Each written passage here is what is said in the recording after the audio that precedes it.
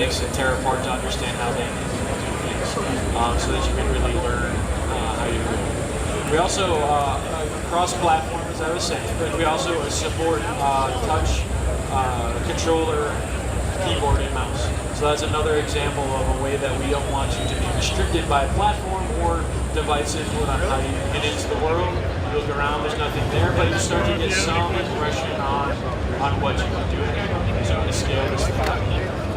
And with some really simple finger, mouse movements, or controller motions, you can start making it work. Simple, quick. You can move really quick and work really fast if you want. But you can also scale it down, slow it down, and precisely add in features as well. So you can really get in here and have the control you want. It's kind of a repeating theme with Project Spark. You can do things at a big level, or you can slow it down and really into the fine details as well. So you can get in here and change the world and all kinds of things. You can add terrain like I just showed you.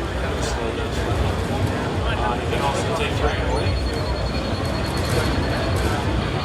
And in Project Spark, we also want to make it so you don't feel intimidated by your ability to make these choices. A lot of times in games you might feel like, well, if I make this choice now, I messed up my game forever. I know I have that fear every time I play an RPG. But with Project Spark, at any time during your creation, you can just simply undo what you've done. And if you're really indecisive like myself, sometimes you can bring it back. If you are really picky about where you left off, you can also analogically drive it back. Find the spot in which you used to be still good, and then just continue from there. So again, not only with the devices to make it easy and accessible, we make choices here not so permanent so that you feel comfortable making them and you can really experiment and try things out. We've got all kinds of tools to help you. So we've got tools that will allow you to make some tunnels. If you flip that one around, you scale up brush, make some easy platforms across.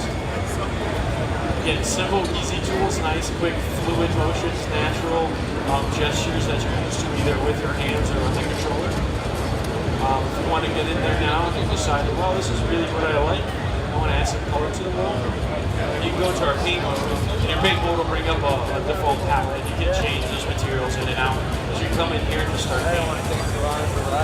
The nice thing about our material system is that it is surface aware, so that it knows what the top is, it knows what the sides are, it knows what the bottom is. You can decide, well, I want this to be Arctic, maybe this part of my world over here is deserty, and you really have the option to adjust your world based on what you want it to feel like. And again, if you decide, well, maybe I didn't want those things in there, I'll just undo them and come back to where I was. And at any time, in Project Spark, you can just come in and play. It's simple, it's supposed to be fast and iterative, so that you can get it and test out what you're doing along the way. Again, another way of making sure that you're comfortable with the choices you're making. You can do a lot of experimentations. If you're on a touch device, it will just know that and start doing touch. And then want to pick up the controller, because that is how you want to play this game, you can.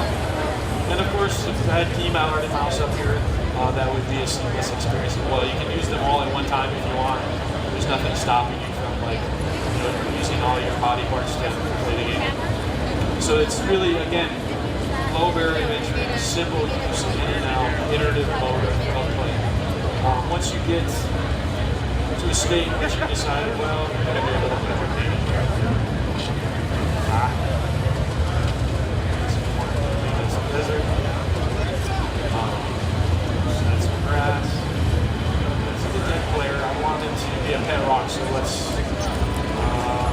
not make it jump quite yet, but let's make it. So with that simple statement, with the deck player before, it's easy to understand, physics and tumbling. You can also see that there's physical parameters here, so if you really want to get into the nuts and bolts of how something moves and the weight and the mass that it has, you can, but you don't need to. You just got to change the physics so it acts like you would expect. When I hit play, you can see that it already starts falling over, and when I run over to it, it's going to bounce around and react to the world. So again, we focus a lot on simple changes having a big impact on your